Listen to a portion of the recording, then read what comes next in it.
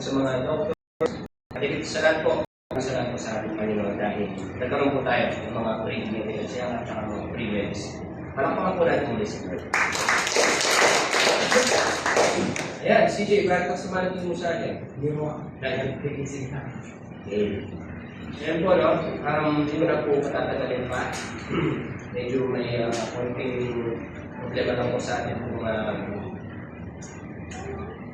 projector or sa ating TV, no? Pero naniniwala po ako na maayos po yan. Amen? Amen. Ayan. Naniniwala rin po ako na isa sa ulo po natin, isa sa puso po natin, at i-visualize natin kung ano yung mensahe ni Lord ngayong oras na ito habang di pa po ayos ko. Amen? Hindi mo masasabi mo, makinig ka ng mabuti. Ayan. Konting recap lang po, nung pong last 2 months, March na, di ba? March na ngayon, March 1. Sino ba yung hindi naman nag-post na sa Facebook na maging mabait ka naman sa akin, March? Be good to me, March. Mga gano'n. No? Goodbye, February. Diba? Sobrang toxic mo. Pero ngayon, dahil March na po, let us manifest, no? At let us claim na magiging maganda ang buwan ito at punong-puno ng pagpapala ko para sa atin. At kung hindi man, no? Sigurado naman hindi tayo pababayaan ng Panginoon. Amen? Kasi ano lang yan eh, minsan, dapat ma-overcome yung nasa mind mo. Kung ngayon pa lang, pag-start pa lang ng March, iniisip mo na hindi magiging maganda yung March. Baka buong March mo, hindi na magiging maganda. Amen? Pero kung ngayon pa lang, no, you will delete those negative people sa isip mo, mga problema na iwanan mo na last month, last year. No? Baka naman 2026 na, inisip mo pa rin mga 2025 o 2024 mga problema. Hindi ka makakausap sa mga. Normal lang na minsan maisip mo sila, pero kung ano mga araw-arawin. Amen? Kasi pag inaraw-araw mo yung mga dati mo ng mga problema, nakanda kayo hindi pa sila nakaayos, o natawas mo ng stress. Kasi past na yun eh. Dinala mo ka kayo sa dito. So, minsan maisip mo, bigyan mo lang ng marian, ng time, may araw lang, may oras lang maisip mo. Pero after that, no, ilaan mo yung energy mo, yung mindset mo, no, sa ibang mga agenda sa buong araw mo na yun. Huwag mo lang aaraw-arawin na yun, baka di magiging maganda sa mental health. Amen? So, March na. Ano bang i-expect natin ngayong March? Kung mga event ngayong March, bukod sa patapos na yung klase. Hanggang March na lang, di ba? Mga estudyante. March 30. 31. Hintay na kasi kung matagal na yan eh. Sa mga ano po sa mga estudyante na makakapag-bakasyon na ulit yan, no? Salud sa inyo dahil matapos na naman ninyo isang buong isang buong year na pag-aaral. Ngayon po, dahil March na, expect naman rin po natin na yung panahon natin is magiging init. Sabi nga Kuya Gil, diba, sa pag-aaral, dati ng buong Marso, talagang maraming nasa na natin, matinding init ng panahon. Kailangan, ingat po tayo dahil po sa mga may edad na, sa mga may high blood, no? Dahil po, yung nature of work mo is kung biyahe, driver, or sa daan, dahil posible po na tayo naman sana, tumaas yung presyon or matake, no?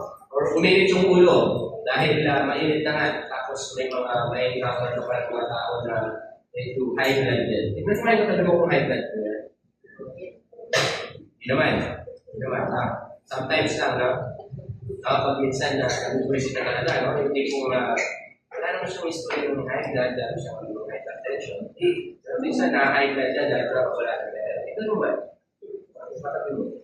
Wala na may na high blood. Okay, so it's 9:43. Yung kung ano mga pinag-usapan last 2 months ago, konting recap lang po. Ito po yung atin pong ngayon, basis, no? Galing po sa ating majors, pinabisya. Wala po kayo, pinabakot bisya, at ibababa po sa. So yung mga nakaraan, Yung pinaka-laman po ng book na ito is Toward the Next Kingdom Ages. Naniniwala mo ba tayo sa mga kaharian? Bukod sa ating pagkakasya. Bukod sa mga kaharian, no? Sa mga pinapatod natin mga movies. Ito po dapat po paghanda yung kaharian ng Panginoon. Amen? Gusto niyo ba magpunta na doon? Hindi ba? Di ba? Hindi ba? Pero in the future, di ba, gusto po natin makapunta sa tunay na kaharian ng Panginoon. Amen? Siyempre, yung mga pinag-usapan natin dito, towards the next kingdom ages, so dapat, ngayon pa lang, no, kahit buhay ka pa, kahit nasa katawan mo pa, dapat po is paghandaan na po natin, no? Ma-visualize na natin kung saan tayo pupunta pagkatapos natin sa mundo ito. Kaya ito po yung ating tema. At yung unang tema last January, hindi ako nagkakata, is the kingdom in waiting. Natatandaan niyo po ba yun? Yung meron po palang kaharian na naghihintay talaga po sa atin. Dahil tayo po, para sa akin at sa hindi po, tatanda tayo, mamamatay tayo, makakasal tayo, mga aksidente, hindi naman po naman po sana. Pero in short, darating po yung time na pauuwiin po tayo ng Panginoon. Kaya kailangan, malaman natin na mayroong kingdom in waiting. Gaya po na sinabi ko last month, nag-preach ako, meron pong dalawang kaharian na naghihintay din sa atin. Akala niyo yung kaharian lang ng langit, meron din kaharian ng impyerno. Alam ko naman na ayaw po natin mapunta po doon. Amen?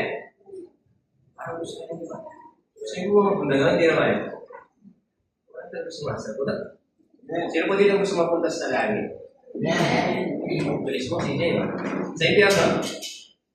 Wala naman. Ako po kasi galing na ako doon. Kung sabihin na impyerno kung bumalik dati, kaya ayaw ko na kung bumalik doon kasi ito na, no? Nirestore na tayo ni Lord, patuloy tayo ninaayos ni Lord, patuloy tayo pinagpapogi ni Lord, patuloy tayo pinagpapala ni Lord, no? At may nakaredy pa na kaharian talaga, no? Ng mga gantimpala na nagiging ito sa. At yun nga po yung pangalawa, kung last month, February, yung pangalawa is what it takes to prepare. Ano po yung preparation, no, na kailangan natin gawin para makapunta sa kaharian ng langit. Tinuro po sa atin doon is we need to sanctify our body, no, yung katawan natin. Pangalawa,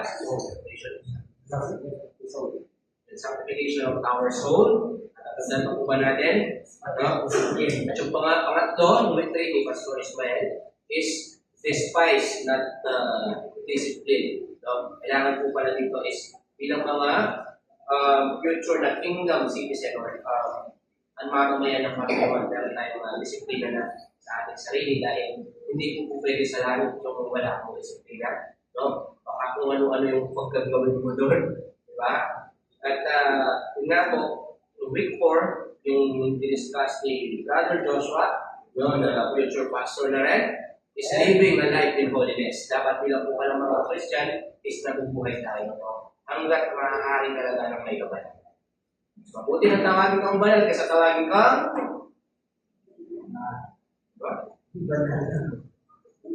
okay, next. At ito na po ipag-uusapan natin ngayon.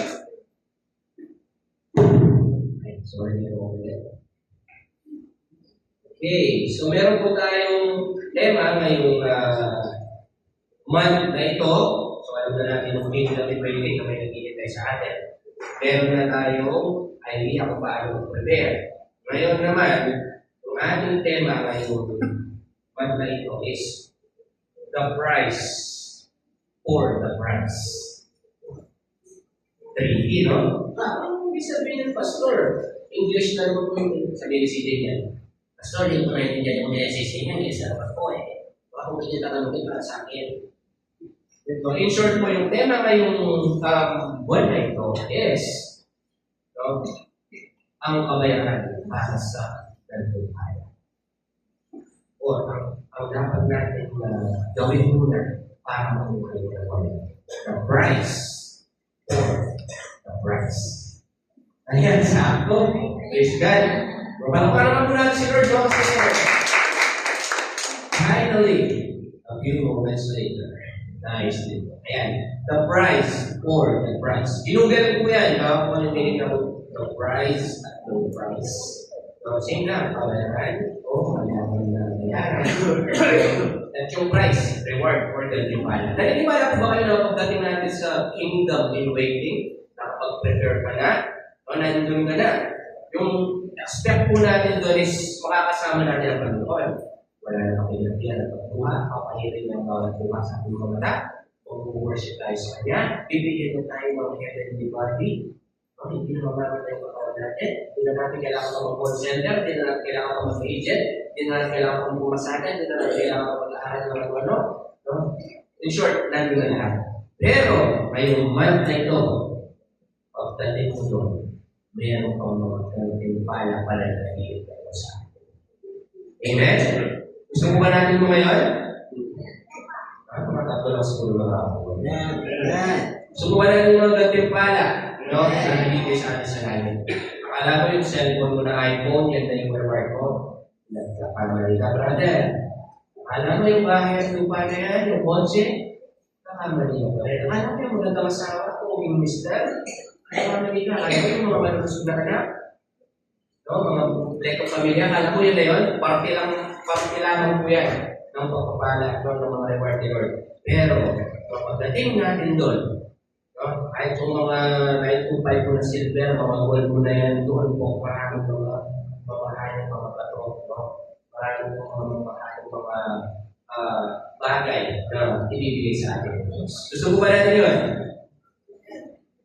Dalawa lang. Gusto mo ba natin yun ngayon? Okay, so yung ating pong title, dito po yung title, ito po yung series natin for this month of March, the price or the price in Kingdom of God. Okay, so yung ating pong topic po yung mga na ito, meron po siyang title na pinagkatawag, slide po. Pwede po ba natin mag-ibasa? 1, 2, go! Your labor is not in vain. Your labor is not in vain. Sa mga elders po natin, sa mga elders pa, no? Yung pong title niya, kapag tinagalog po siya, no? Para po mas maintindihan natin. Ako po gusto ko tinatagalog. Kasi nung bago ko nag-attend sa mga Christian churches, kapag English, parang hindi ko masyadong maintindihan, kaya tinatagalog po siya. No? Yung pong ating title, mga kapatanayan, mga kapatayan, no? CJ, baka magtanong ka na naman. Mas tulad po yung title na pinagalan ng mga yan. Hindi ko mas nalagyan. Sabi dito, no, hindi nasasayang ang ating pagpapalala. Naniniwala po kayo doon? So, kung naniniwala ka, no, may mga naghihintay na kayo. Amen? Hindi mo na kailangan munang makarating pa ng langit. Kahit dito sa mundo ito, ayaw buksan ng Diyos ang bintana ng langit. No? At ibuhos sa iyo masakal ng pagpapaya. Dahil kapag nakita na, no, yung paglilinis mo sa church, yung pag-aayos mo ng buwan, yung pagsibilang na dinala mo yung sarili mo dito, naligo ka, no, nag-pray ka, no, nagbasa ka ng Bible, nag-invite ka para kay Lord, hindi ko lang nasasaya. Amen po ba?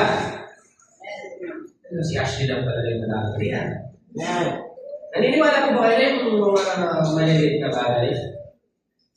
No, yung simpleng yung isang walang, binigyan mo lang ng isang malaking na baso ng tubig ng pastor kasi medyo inuupo, no, nag-preach. No? Blessing na po yan. No? At, Lisa, ay, Jake, uli mo na rin yung tubig ko nila. Pero kung uli mo na yung kay CJ siya.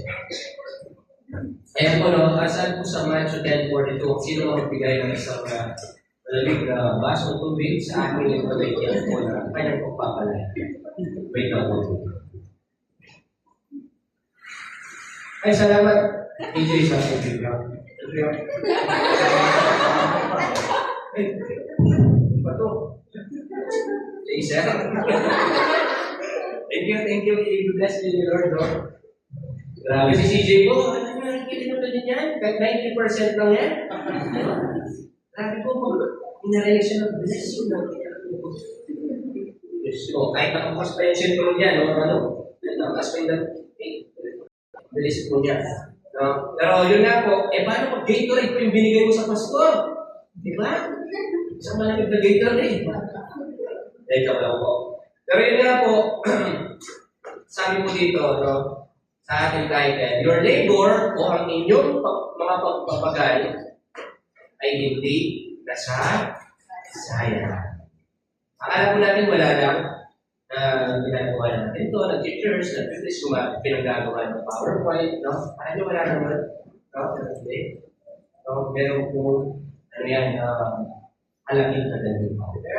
Mayroon shoutout po kay Stephanie. Alam mo ba, sa paggawa ng ating PowerPoint na hindi na gabi, no? Sigurado yan, no? Na may blessing na yan. So next slide po. Yan, yung ating scriptures na sa 1 Corinthians chapter 15, verse 58. Kung meron ba yung mga Bible, pwede ko kayo ipagpula sa akin. At sabi po dyan, sa chapter na yan, therefore, my dear brothers and sisters, stand firm. Let nothing move you. Always give yourself fully to the work of the Lord. Because you know what? You know that your labor in the Lord is not in vain. Yes. Sige, alin po natin. Ay po ito, subalit tulad ng nasusulat, no? Ito po, 1 Corinthians 15:58, para masikuran natin. Pero gusto po kayo na mag-upgrade, no? Kaya po sinadya ko na English po yung yano natin para naman makita ng iba na kahit medyo others ka na, no? Kahit medyo elders ka na, is alam mo, para na itindihin yung mga English na mga verses, ng mga chapter. Pero yun nga po, sabi nga po rito, kaya nga mga minamahal mo kapatid, magpakatatag kayo, at huwag kayong mag-inag, maging masipag kayo sa paglilingkod sa Panginoon. No? Dahil alam na yung hindi nasasayang ang inyong pagiging para sa Kanya. Naniniwala ko kayo doon. Nakakala mo lang kung walang mangyayari, pero spiritually, no? Alam mo, alam si Lord, nakita lang niya, no? Na-volunteer sa medical mission. O, pakitabi mo na itong corona na ito para kayo. Stephanie, para kayo natin umakyat pa ng buwan para kay Joshua. Tinahin lang mo yun. Kasi ano yung hindi nasasayang ko yung mga ginagawa ko. Kung hindi ka man ganun na hindi ka man talaga fully committed sa church, pero yung mga simpleng mga bagay lang na ginagawa ko para kay Lord, yung sinishare mo yung gospel niya, yung sinishare mo yung invite mo yung mga kilala mo, or i-encourage mo, that way hindi nasasayang. Alam mo na Panginoon. Amen? Alam mo naman pala. Hindi naman ako magaling magsalita. Hindi naman ako magaling mag-drums. Mag-gitara. Pero kaya mo. Kaya mo na mag-share ng word of God. Kaya mo na tumulong as support. Para ma-launch yung medical mission or para magkaroon ng laban sa ibang ito na hindi na mo magaling. Amen mo ba? Yung tipong hindi mo sinusukuhan yung family mo, yung mga pamilya mo, patuloy mo ba sila pray, try to encourage, at patuloy na hindi ka umaayon sa ako na mundo nito, obedience mo yan, na gusto mo na mabuhay na may kalagyan para kung ngayon. At hindi ka tutulad sa mga tao na alam na kung mga kanila. But let's continue to pray for them dahil naniniwala ko tulad ko dati na akala ko na wala na tao sa akin. Akala ko yun yung buhay ko dati. Punta lang ako yung kasingero sa loob ng 10 years. Akala ko yun yan. Pero hindi.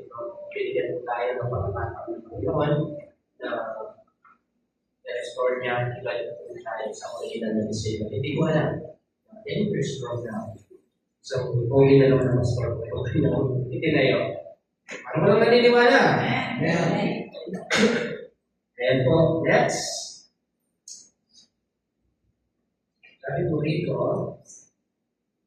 sa ating pong objectives, upang maunawaan natin na mayroong gantimpala ang ating mga pagpapalala sa Diyos. Kaya po natin ito pinatalakay Diba, kilalanin ko ng konti ng tagalog ko. Dahil yung ating tinatalakay ngayon, araw na ito is upang maunawaan natin na hindi lang puro praise the Lord tayo dito, kundi mayroon pong mga reward, mga prize. Prize? No? Sabi nga rito, yun nga, ano natin tema, diba? Price for the prize. So, lahat ng ginagawa natin, no, na kailangan muna na kilusan natin para makuha natin ng reward. Kailangan muna na bayaran natin, o kailangan muna na ibigay natin yung talagang best natin para kay Lord, para makuha ko yung nagpipala. Kaya yung topic natin ngayon is your labors not in vain, is para maunawa naman sa iyo na mayroon pong nagpipala na nalilitay ko sa akin. Next po, sa ito po rin is kung maunawaan natin na kailangan natin gawin ang dakilang mandato ng Diyos. Ano po yung dakilang mandato ni Lord? Siyempre yung may nakakasya. Yung Great Commission. Great Commission po. Dapat po, pag tinanong tayo, born again tayo, may tinanong tayo sa atin na yung konsepta. Ano yung Great Commission? Ano yung Great Commission? Yung talagang Christian ka. Baka siya, alam niya, tapos ikaw hindi. Yung kung ano yung Great Commission, kasi tinanong natin, is to go and make such cycle. Nakaka po yun, di ba?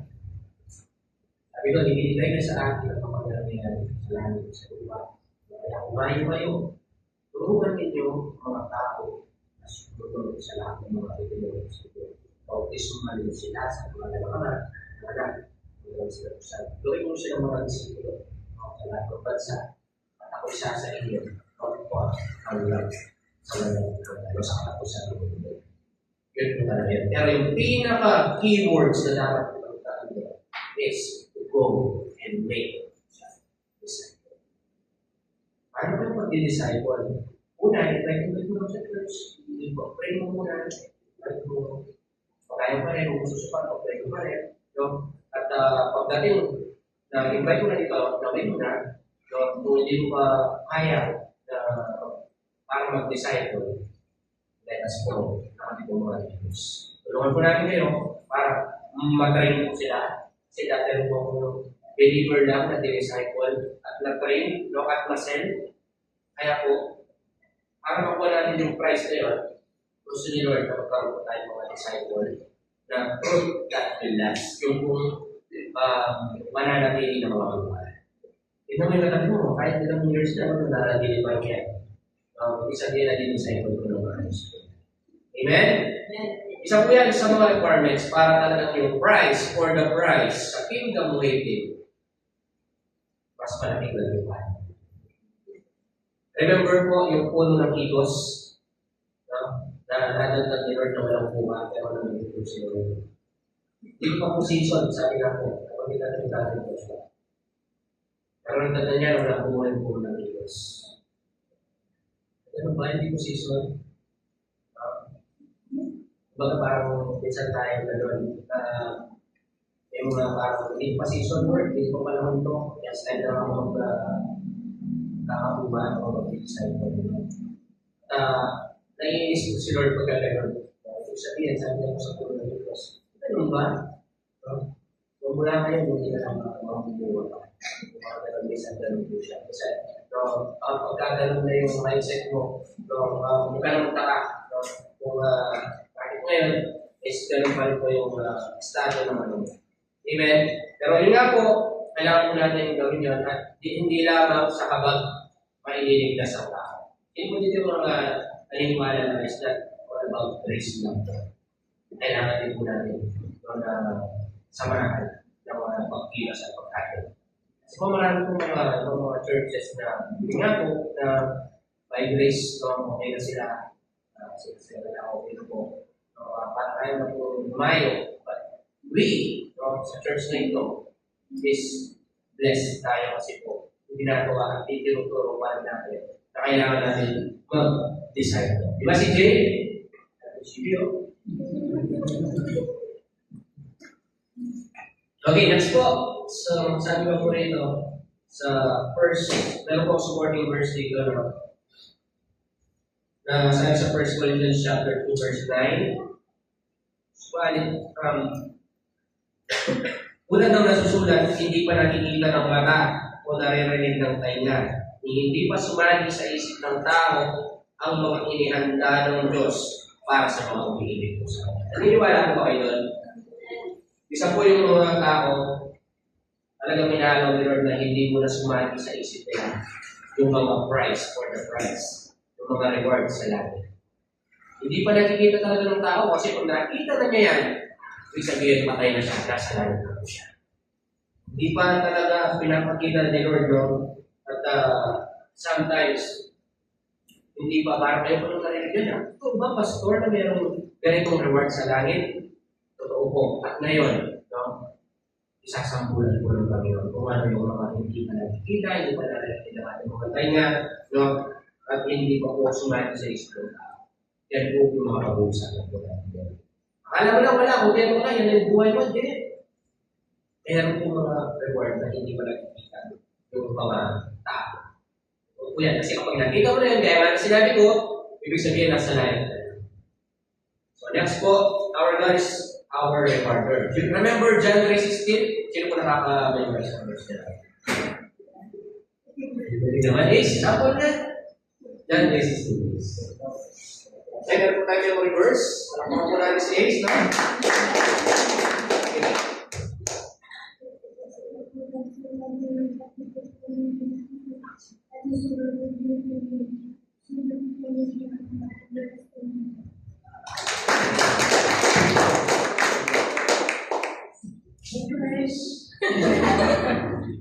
Narinig niyo po ba? Sabi ni Ace.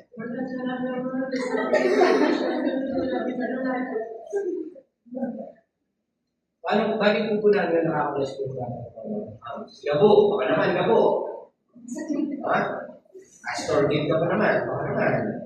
Or, dahil nga po, our God is rewarder. Lagi tayong sinisentrify sa John 3:16. Alam mo ba, brother, sister, no? Merong tatlong katangian ng Panginoon. He's a lover. For God so loved the world. Lover. Siya ay giver. For God so loved the world that He gave His only Son. Gusto pa po pala yung mga nutiya, no? Yung mamilos po kasi talagang traditional nila po mamilos po. And, lover, giver, that He gave His only Son, that whoever believes in Him shall not perish, but bibigyan niya ng eternal life. Rewarder. So si Lord, hindi lang siya lover, giver, rewarder din siya. So, may reward, meron mga price. So kaya po natin itong tinatalakay para kung malaman natin kung ano po yung mga rewards po na yan. At ito po yung mga biblical rewards na naghihintay mo sa atin. Yes po. Yan po. Biblical rewards that are waiting. Ito po yung mga naghihintay biblically na nasusulat sa natin. Ni Brad Pitt, na nasusulat sa kapitulo ng ganito, versikulo ng ganito. Ito nga po yung mga biblical na rewards na naghihintay sa atin na hindi pa na-reveal, hindi pa sumati sa isip ng tao, na hindi pa nakikita. Unang reward, hindi pa po ito yung mga pointers ha, makakala dito na po. Unang reward po is ito natin first. Yan o. Diba? Ayan. Pwede po pakibasa. 1, 2, 3, go. Resurrection from the dead. Ayan. Resurrection from the dead. Sino po dito naniniwala na hindi ka makasubi yung kaya pwede makabuhay mo dito? Kasi sa kakapanood natin ang tribunbusan. Diba? Isa makasubi na yung nakikita namin na pwede mo parang mabuhay, diba? Hindi mo may mga gusto mo ba mabuhay na gano'n ka? Sorry pa, medyo magaling ako mag-personate na. Ganyan pa no? Ako sa bibilis. Siguro sa internet, ganun po yung mga kampo na kapitid. Pero tayo kapag binuhay, oo, nakaganyan tayo. Pero pag harap natin, isa na tayo. Napakaganda nila sa kanila ng Panginoon. Hindi ka zombie. Sabi mo sa mo, hindi ka zombie. Ayaw mo lang kakatayin sa video game. Zombie. Ayan, no? Meron pong naghihintay, no? Sa mga nagpakapagal na likod ng Diyos, no? Na sabi sa Bible, no, is talagang kung posible sa pagbabalik ng Panginoon, lahat ng mga namatay na sabi sa Panginoon, Ezekiel, no? Muli, bubuhay ng Panginoon. Naniniwala ko ba kayo doon? Remember sa Bible, merong kaibigan si Lord na si Lazarus, tinatapakalan ng nagkakamali, patay na siya. No? Nakakano na siya ng ilang araw. Pero dahil, no? Qualified siya sa mga prize or the prize, sa mga reward, no? Sa kingdom in waiting, binuhay mo siya. Pero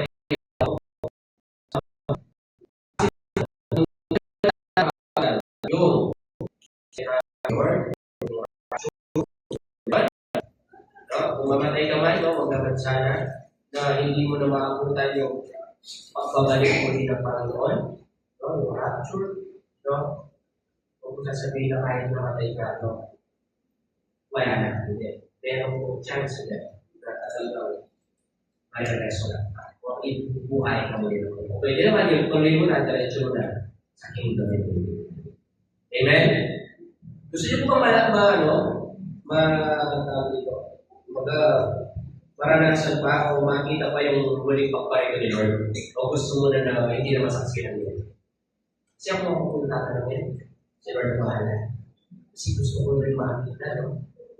Yung tipo nakikita mo, yung pakali mo, kaya mo, dawit na nila nila. O ikaw, mawala. Action na pala.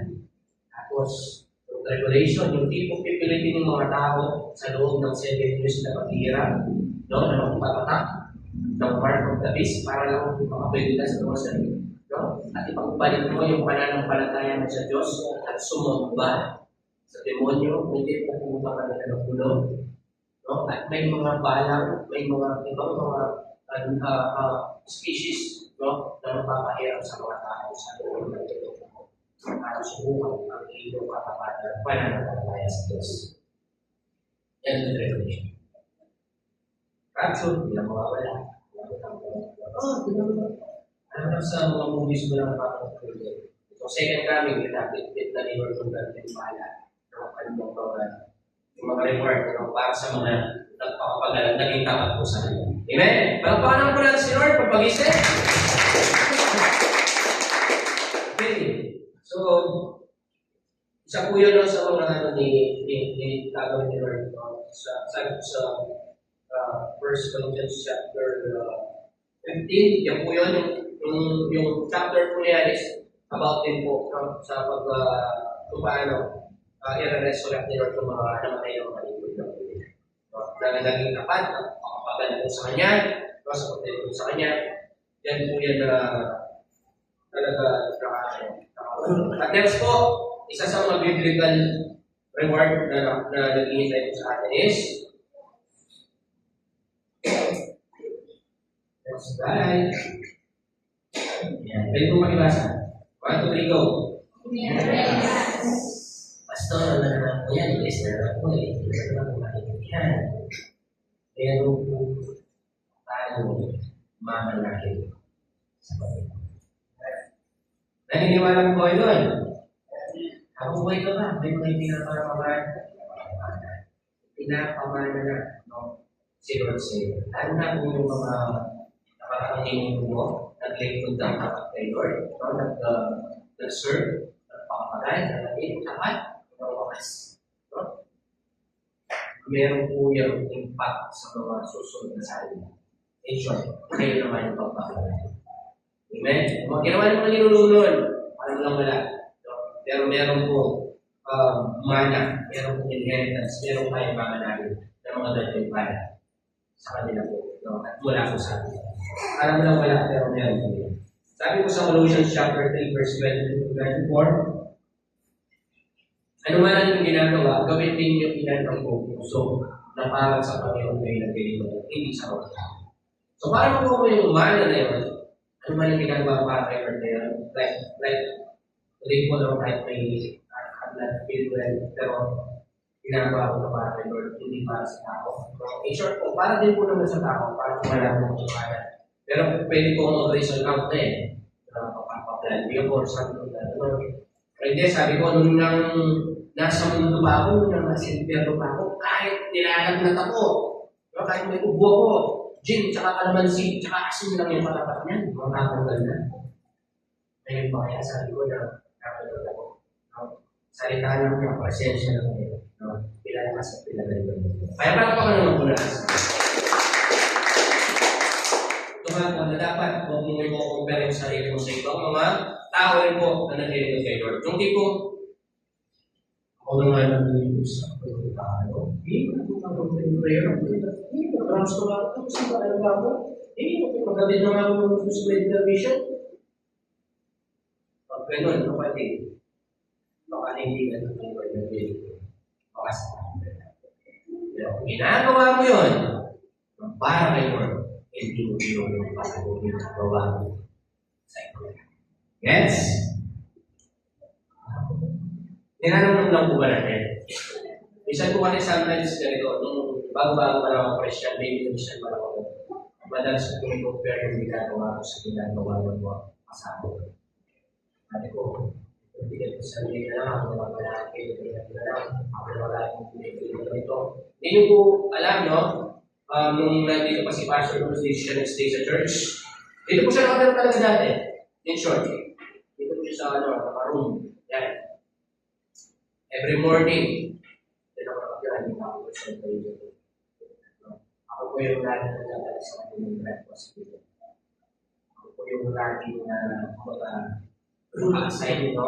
Pero sabi ko, hindi ko na ginagawa para sa pastor, ginagawa ko para yun.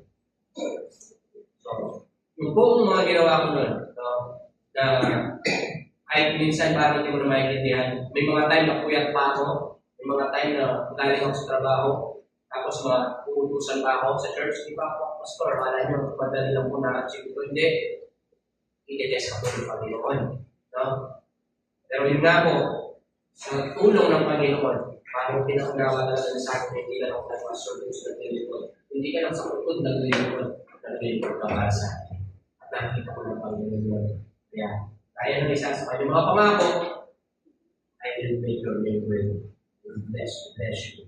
I will curse you. Si Lord po, ang siyang tunay na dahilan kung bakit pupugil ka yung opportunity nito upang magaling.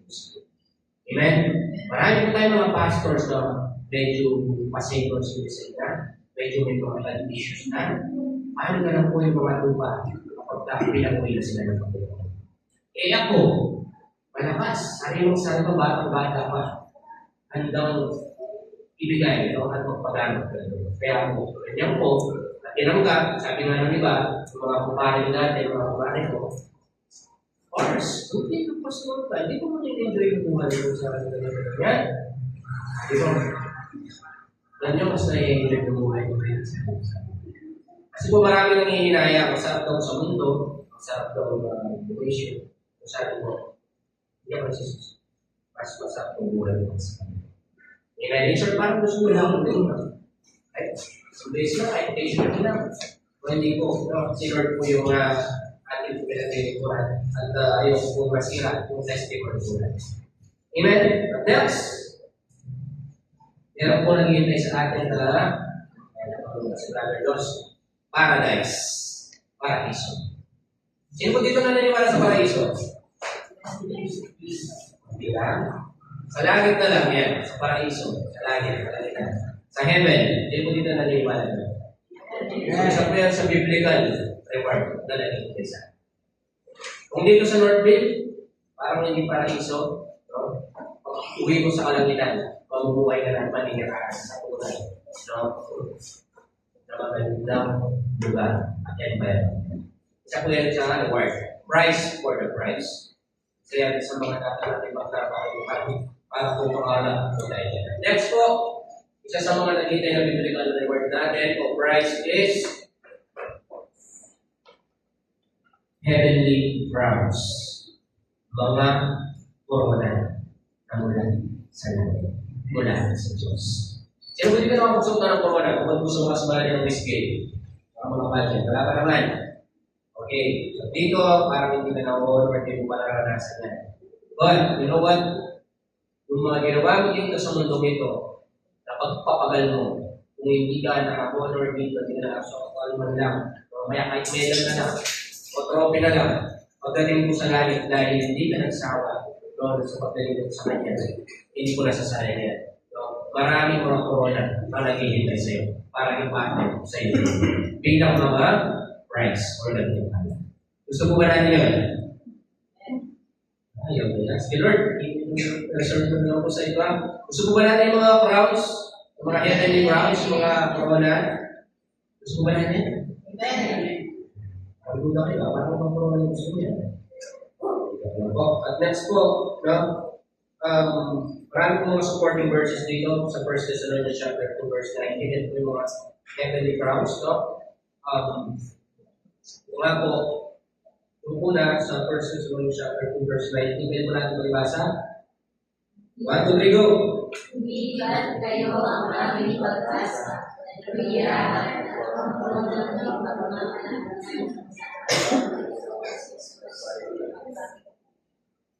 Okay, yung unang corona na nag-iibay sa atin is round of rejoicing. Corona ng kaligayahan. Doon niligaya ka na. Kung hindi ka lumigaya na sa mundo ito. No? Pero meron pong crown, no? Na sinasabi rito na crown of rejoicing. At pangalawa, sa next verse 2 Timothy chapter 4 verse 8. Yes po. 1, 2, 3, go. Basahin natin. And for their spirit of worthy around righteousness, which are righteous, should be with loyalty, and not to be only, but not to them also the Okay, crown of righteousness. Meron po naghihintay na ganyan sa atin. Yung corona ng katwiran. Naniniwala po ba kayo doon? Iba't ibang klase ng magagandang corona na puno ng brigante, diamante, malatingin kayo sa atin.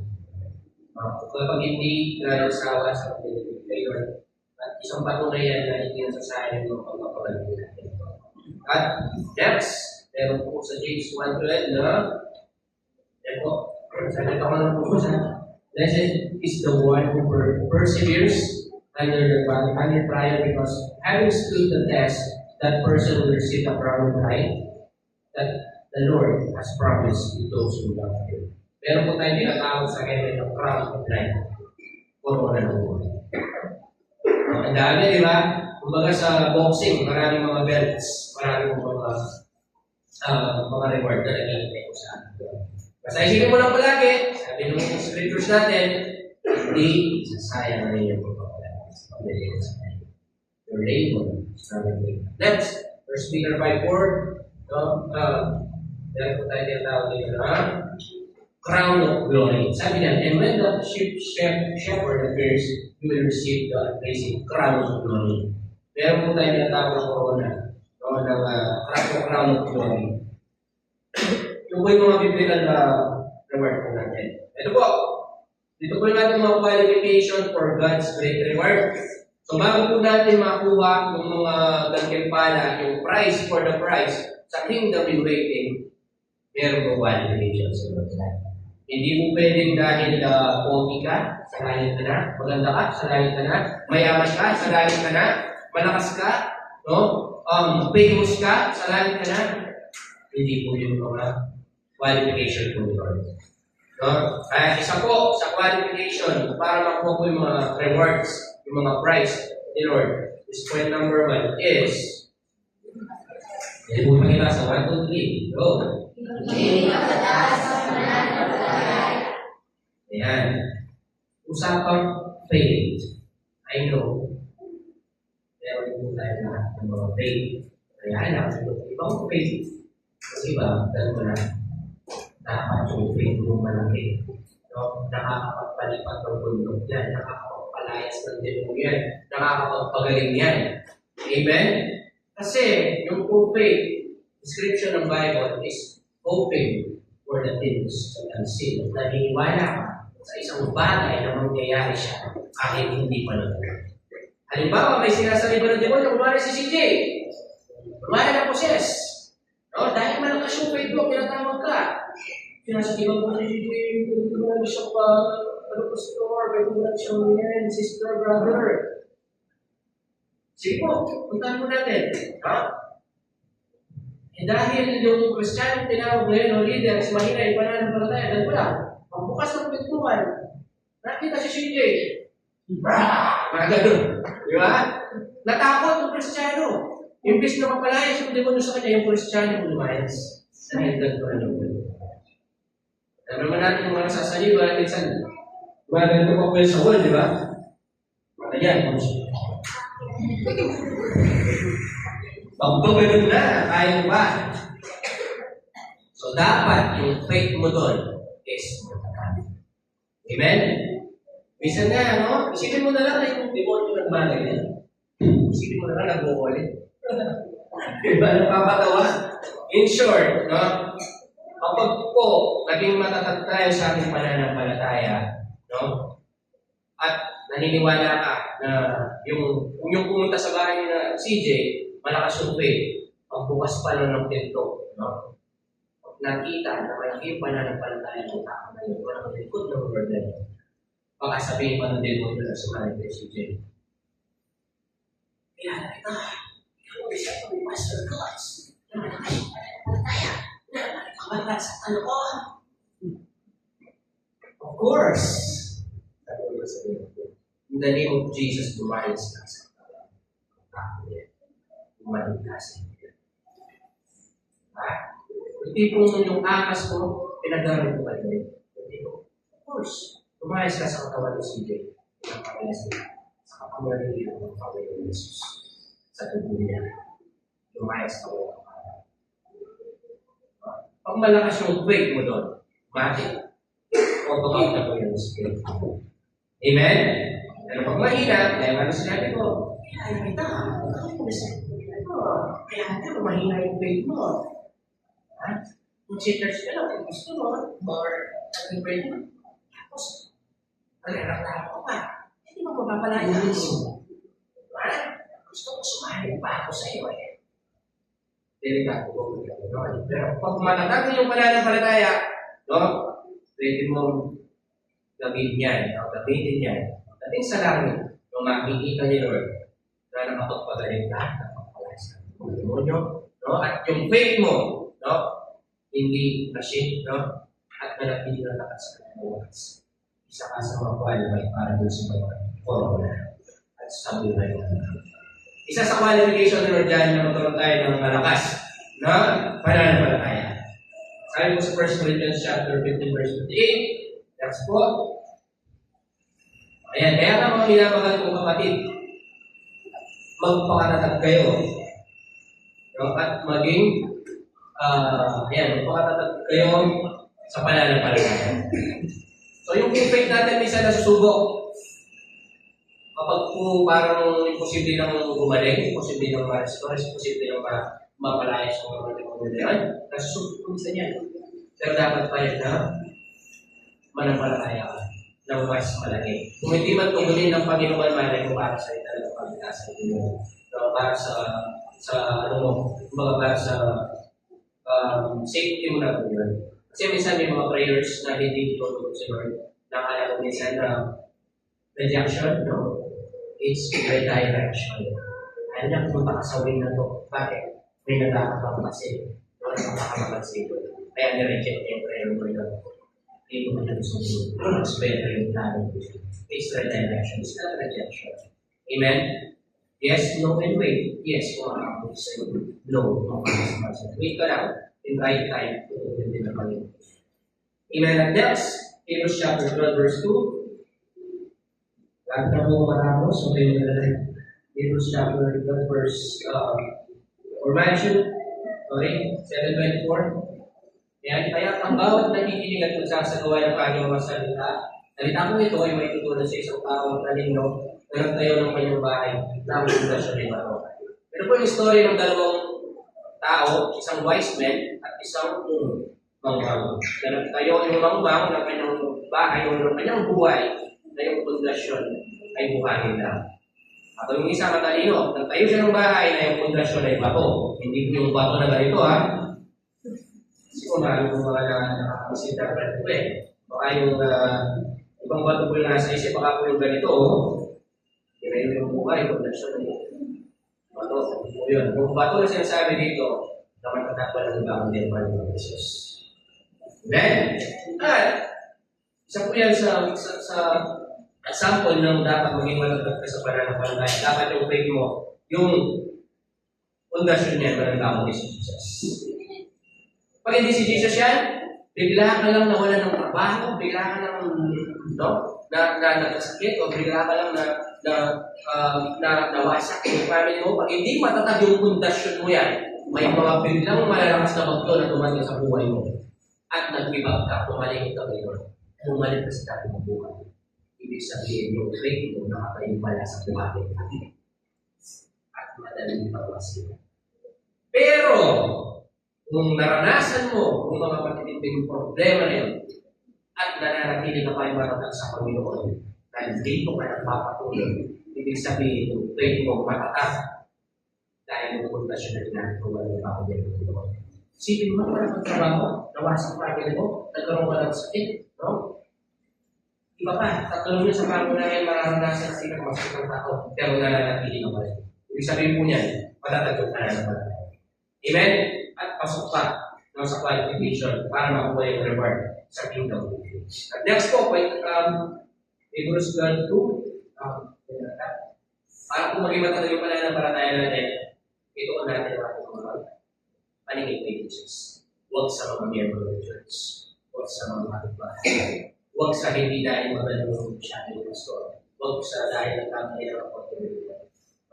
Dahil po kapag nakapokus yung ating mga mata sa ating Panginoon, hindi ka matipiso, hindi masisira yung pananampalataya. Amen? Dahil sa kanya ng kasalanan yung ating pananampalataya, mula simula hanggang katapusan. Dahil sa kagalahan mo pagpili sa kanya, hindi na inalintanan ang kahihiyan. Nang pagkamatay sa krus, kasi nung panahon ko, pag pinako pa sa krus, ibig sabihin niya ang kasalanan. Pero sure na ang kasalanan. Pinako niya ang kasalanan dapat saan tayo magbabayad. At siya ngayon nakaupo sa kanan ng trono ng Diyos. So kailangan po, we must fix our eyes on Jesus para yung faith natin is manatili po yung matatag. Tingnan mo yung natabi mo, matatag po ba yung faith niya? Matatag ko ba? Hindi mo matignan. Okay, next po, Matthew 7:14. Sabi po dito, next slide. Ngunit makikot ang pintuan at makikidagdaan papunta sa buhay. Meron pong dalawang types of doors dito. Yung isang makitid at yung isang maluwag. At kakaunti ang nakakatagpon yun sa verse 14. Ito yung makikot na pintuan. Makikot na pintuan at makikid yung daan. O konti lang kung dumadaan sa pinto na yun. Pag sabi ba rito, next po, ay nasulpen, ano po eh? Right, sa report mo na po siya. Okay, yung pong isang pinto po doon, maluwag. Maraming nagdaraan po sa pinto na kasi ay dyan sa magiging dadaan kung meron ng maluwag. Pero yung dulo pala, yung pintuan na maluwag po na yun, sabi ng Bible, sa dulo ng isang isipan. Nag-igasyo po ba? Minsan, mas gusto natin yung isipan, ayaw natin na magtrabaho ng patas. Kaya natin makain sa pamilya natin, hindi natin pinagarapan na galing sa legal. Kung gusto mo sumakses sa buhay ng hindi patas, kaya naman makakamatin yung pero, yung pong mga dumadaan sa makipot na daan, na kahit dahil ka lang, kahit ano lang yung trabaho mo, basta patas ka, at alam mo na makakapakain mo naman sa kung kasi wala kang tinatatakang tao, pinili mo dumaan sa makipot na daan. Pinili mo mag-live kay Lord. Pinili mo mag-serve kay Lord ng church. Pinili mo na ipagamit yung buhay sa mga andun naman liwanag na patas. Amen? Hindi madali para sa atin po. Alam niyo ba na nasa pakipot na pintuan na dinadaan natin ngayon? Naniniwala po kayo doon? Daan natin ngayon, pakipot na pintuan. No? Pero yung tumulong si Jesus. Remember, John 14:6, that's like po. Sabi ni Jesus, yes, I am the way, the truth, and the life. Yung way na yun, yung daan na yun, ang dulo nito pag yan natin ito kahit mahirap, nakakapagod, ang daming gawain, kung magbalik na ako sa iyo, kung dati ng religion, sabi niya ako doon, no? Pero yung isang patunay po yan, no? Na yung daan, yung pintuan na pinasukan natin, yung ito, pinasukan natin na sektor ito na ano po na ito, sa dulo po yan, rewards at mga prizes, mga benefit. Amen? Hindi madali, marami magkakansya sa bus. Madali na pag dami ginagawa sa mga church na yan. Diba? Gusto nila nasa school para sa Bible study. Sabi, susunod na. Kaya nga pinitin natin magiging tagaan eh. Kasi alam natin na meron rewards, meron price. You must pay for the price. Kailangan mo ng paglingkuran para kumakulay na yung para sila. Amen? So next, point number 2. Ayan, qualification. Sa qualification para po natin yung mga reward ni Lord. Ito mo natin may klasa. 1, 2, 3, go!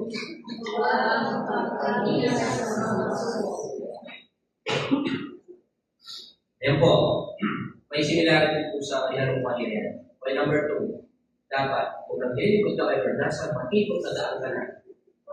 Parang bigla na bago buhay ko talaga, parang hindi ka na madali magsunod kayo. You must deny yourself, took up your cross every day.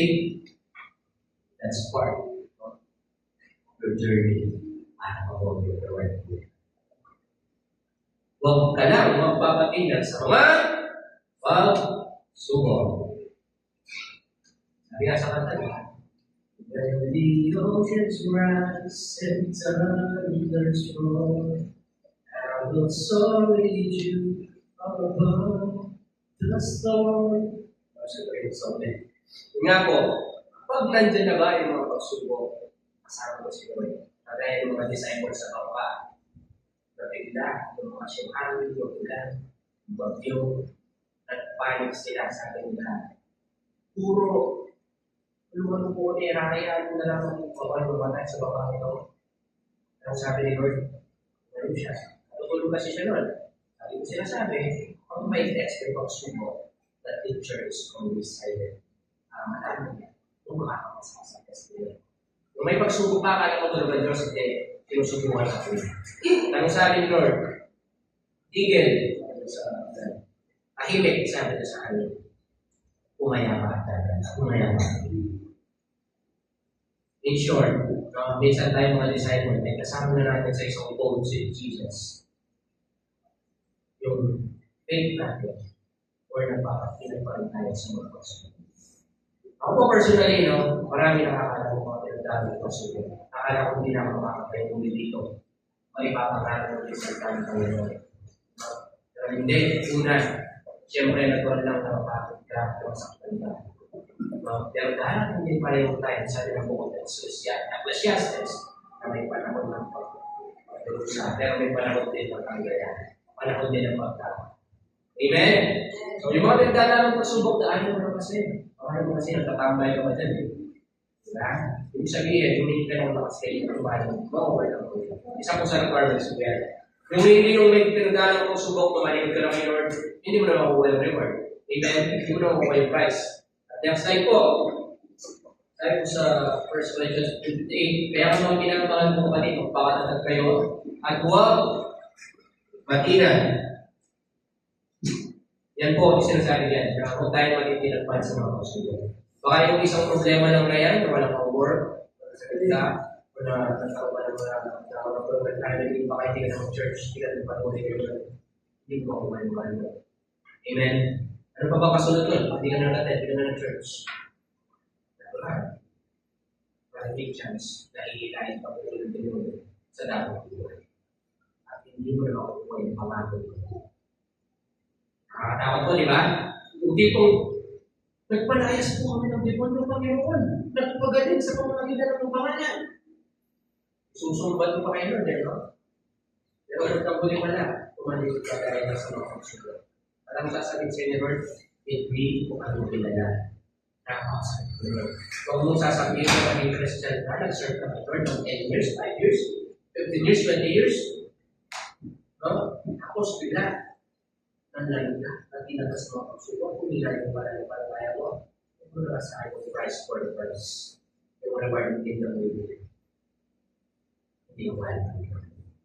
Pero, mapala ng mga tao, hindi pa inaantok yung oras na ito, dahil oras na. Yes po. 1 Corinthians chapter 10, verse 13, sabi mo rito is, okay po ba ako kung nagagawin ng praise? Kailangan minsan, ang bulan, di ba? Malamali lang ako salita. Pero, kung may mga inaantok, talagang sigaw po ako. Ayan. Please. Okay, next po. Tayo po rin sa 1 Corinthians chapter 10, verse 13 is, nandiyan po ba? Kaya na ito ba siya? Hindi.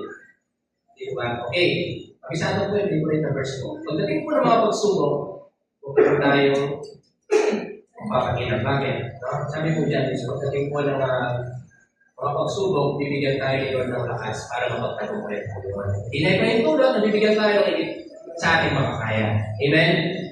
So pagdating ng pagsubok, humingi ka ng lakas kay Lord. Sabi mo sa kanya, Lord, di ba nasa usulan? Sabi mo, pagdating ng pagsubok, bibigyan mo ko ng lakas? Tingin mo lakas.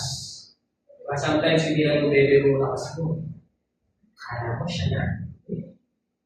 No? Si Lord talaga. Pag yung bebe mo, ginawa mo lakas mo, posible. Ginawa mo siya kung mundo mo, posible na magkita. Pero kung si Lord ang strand mo, no? Sigurado ko na hindi ka matipilan dyan. Next, James chapter 1, verse 2, 3, and 12. Ganit po na isa rin yung mga supporting verses. Pinag-aaral ko kasi po yung message. No? Ito po, sa book of James, mabasa po natin dito sa chapter. James chapter 1, ayan. Mga kapatid, magalak kayo kapag kayo dumaranas ng maraming pagsubok. Pero yung iba po nag-misinterpret yung verse na ito. Sabi nila, mag-alak kayo kapag kayo dumaranas ng maraming pagsubok. Hindi naman po, dash po nila. Magalak kayo, hindi mag-alak kayo. Amen? Minsan tinadaan nila sa bote, no? sa serbesa, pero hindi po yung tamang gawin. Tama po rin, kasi dapat pala, magkaroon mo pala yung sa puso mo. Amen? Next, verse 3, dapat ninyong malaman na nagpapatatag ng ating pananampalataya sa pamamagitan ng mga pagsubok. Nakakasunod pa po ba? Amen. Kapag po pala may mga pagsubok, pinapatatag yung faith mo. Amen? Ito po yan. Kasi, remember Abraham, nung pinadala niya yung kanyang pinadala ni Lord yung kanyang isang anak na si Isaac para i-alay sa kanya. Tines yung faith ni Abraham. At nung iniaalay niya na si Abraham ni Isaac, ni Abraham si Isaac, isang anak niya lang yan, nung sasaksakin na siya ng bata, nung sasaksakin siya ni Abraham, sorry, pinigilan siya at nasa kayo, pasawa. Di po, yun nga po, isang anak mo, halimbawa sila po, gusto nila niyari po sa kanya, i-dedicate ko siya. Pero yung sasaksak mo si Dave, yung mo gusto ni Lord, no? Alam mo, dedication po ito yun, obedience. Pero si Abraham, dedication po ito. No, ginagawa na niya, pinigil na siya. Sabi ni Lord, ngayon na lang po natin, magtatakad ka sa akin. Huwag mo sasaktan ang bata. Amen? Sometimes may mga importanteng tao sa buhay natin. Tapos ito ni Lord na yes.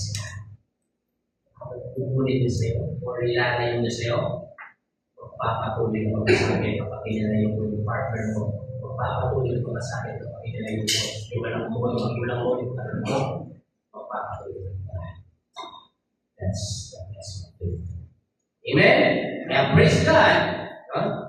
Tayo mo lahat ay nandiyan at napapatuloy natin pananampalataya. Next po, sabi po dito sa James chapter 1 verse 12, o 14 verse lang po dito. Sabi mo rito is, pag-pray pa rin. Mapalad ang mga taong nananatiling tapat sa kabila ng mga pagsubok. Naniniwala po ba kayo dito? Sana lang, pero wala naman siya.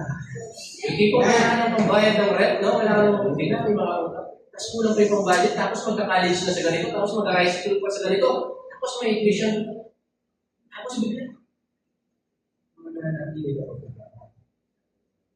Pero mapalad ka kung nananatili ka pa rin, napapatuloy ka pa rin sa pag-tending kay Lord, napapakapagod ka pa rin.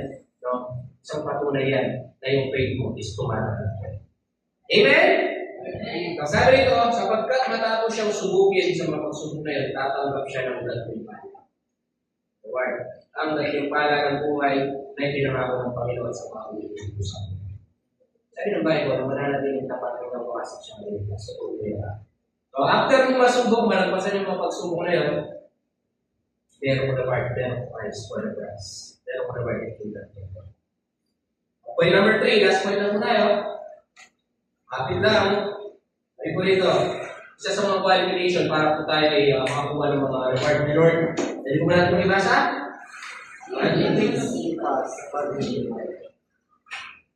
Yan, point number 3. Pagiging masipag sa paglilingkod sa Panginoon. Yan po dito yung mga minsan tinatawag sa paglilingkod. Minsan lang. Pero po dito yung minsan lang. Pero kung ano po yan, mas ipalalawain mo yan, mas magpakasipag pa muna sa paglilingkod. Amen? Siyempre kung matilala mga masisipag po yan. Sipag po Facebook. Ano po siya mga So, sa akin po mga Kristyano dapat is para ma-qualify tayo sa mga reward nila. Maging masipag po tayo. Hindi po tayo mo na lang pero bibigay mo pa kay Lord. Pasok na dyan. Hindi po pahinga mo na lang, bibigay mo pa kay Lord. Pasok na dyan. Amen. Mas you must take care of yourself then to your health. Para po, no, talagang makuha natin yung mga gagawin. Sabi ko rito, sa Bible din sabi, pagsabihan ninyo ang mga kamay, no? Bibligan mo pala yun, no? Pero alam ko sa church ko na ito, wala akong kamay. Amen po ba? Sarap? Sige, yung sipag yan, lala ko pa po yan, mga ano. Pero nabili ko po yan. At sabi ko rin sa 1 Corinthians chapter 15, verse 58, next verse. Kaya man mga minamahal ko, pati magpakalagas kayo, magpatinag, maging masipag kayo sa paglilingkod kay Lord. Dahil alam ninyo, hindi masasayang ang inyong paghihirap o magpapagay para po sa Lord. Kaya malakpakan po natin ang Lord. Then you must remember, don't stop sharing your personal testimony kung paano binago ni Lord yung buhay mo. Testimony mo lang sapat na para maniwala sila ng buhay ng Diyos. Totoo siya at kaya nang baguhin maging sa mata. And don't stop on doing good for the people in need. Kung mga nangangailangan, meron ka rin. Tulong ka na magsasama. Amen. At don't stop looking around to be the light for the people in the darkness. Patuloy naman ang maging kasin at ilaw ng mga pamilya mo na nasa kadiliman pa rin, mga trabaho mo na buhay pa rin sa kasalanan, mga classmates mo, patuloy kang maging light and salt mo nila. Sabi rito, always be in your fireplace. Dapat lagi ka nasa fireplace. Ano po yung mga fireplace? Ito, Sunday. Fireplace mo to. Dito mapapaalam, palalo, mapapainit yung pagmamalo sa kanila. Pag-uwi mo, you must be in your fireplace pa rin. Read your Bible. Pray. Pasawis ka naman ng worship songs. No? Pumunta ka sa ibang mga gawain. Like reading service. No? Yung mga sermons at iba pang mga gawain. That's your altar. You must keep the fire on the altar. You must get it burning. Bilang ating pong conclusion, palagi tayo magpakatatag sa ating pananampalataya, magpakasipag, at huwag papatinag sa mga pagsubok upang masecure natin ang ating mga katipan sa paglilingkod natin kay Lord.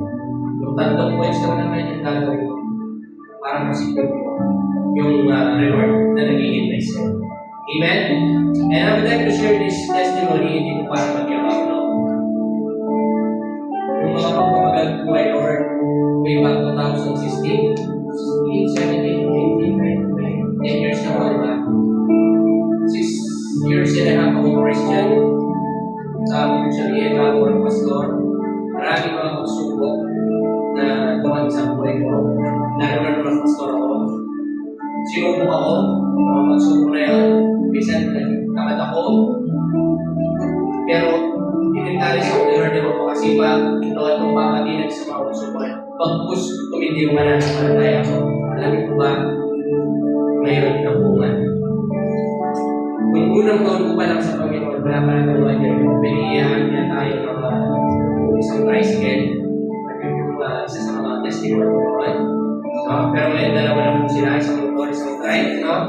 Yan pala, ang mga simpleng bagay natin, nagpabait na ako ng motor. Pero ngayon dalawa na sila. No? Paano ko lang sir para ito? Yun yung unang dalawang susi na tinestimony ko dito. But now, God is faithful. Kung lahat ng pagmamag ko dyan, yung hindi ko pag-iwan sa pastor ko, kahit konti na lang kami, yung hindi ko pagsuko, no, sa pananampalataya ko sa kanya, isa na lang kung bagong susi. Yung pinagkalo ni Lord. At this time, parang kailan ko ng tinestimony dito na nasa side tripping na kami sa bahay na tinubuha ko. Last week, 2 years ago. But last Friday, turned over na yung ating ginawa. Bye. So, and I know, lahat ng mga kapagalaman, hindi para magyabang, kundi para ihayag yung kapangyarihan ni Lord kahit ako'y nanghihina. I-allow that those situation para mas lalong mahal yung liwanag niya. Ngayon, when we were sa Facebook, 36 years ago, may sariling bahay. Hindi ko naiingit ka na lang, pero yung mga maniwala, hindi lang magandang trabaho yung hinihingin niya sa akin, hindi lang pumuntor, dalawang pumuntor, hindi lang na kunilan, no? Ito pala, may kasunod pa. Talang po hindi masyadong ako sa akin. Hindi niya ako yung pinadalasan ko rin ng manawala. Naingit nga ako dati, no? Sa mga ibang nagtitestimony na may mga sarili ng mga bahay. Yung mga hindi naman sila nag-iingit kay Lord, pero mas pinagpapala sila. But now, isang patunay yan na kapag inaasahan mo ang Panginoon, walang imposible mo sa buhay.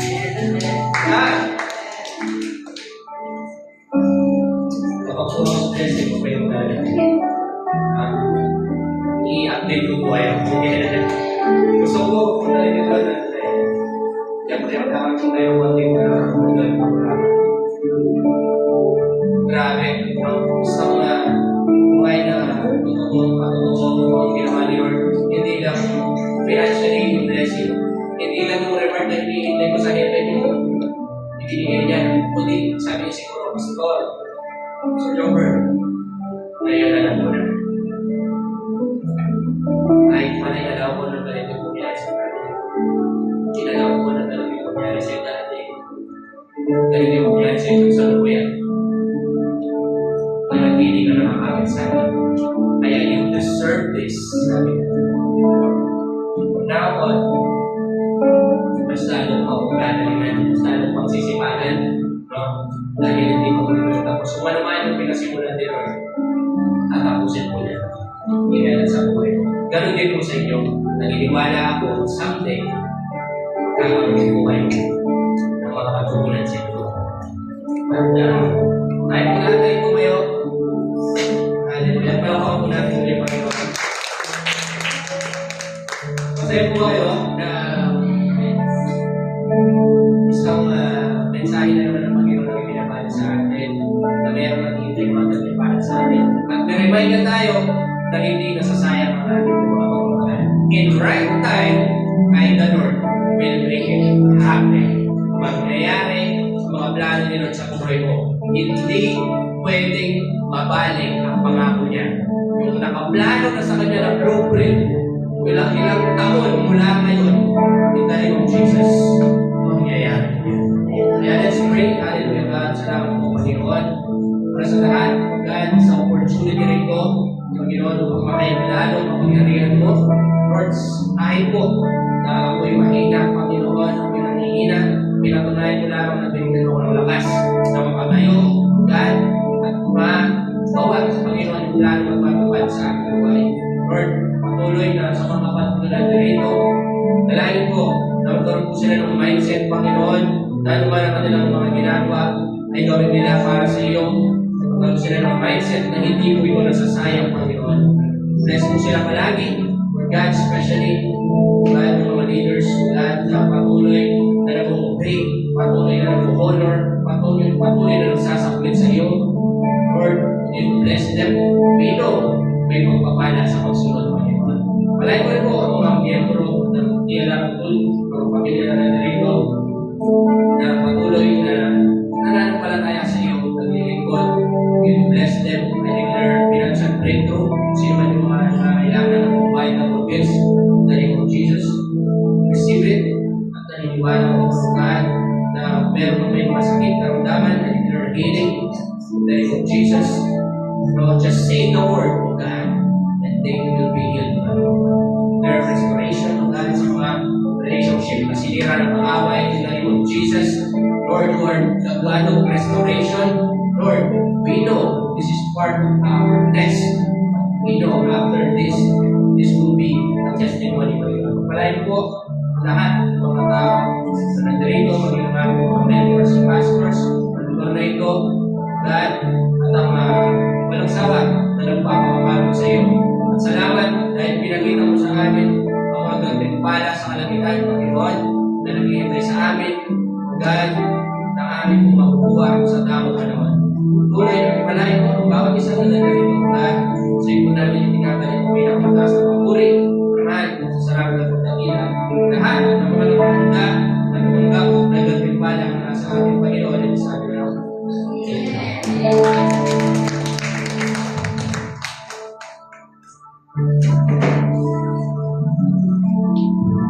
Guys, hindi mo makakaw na tayo.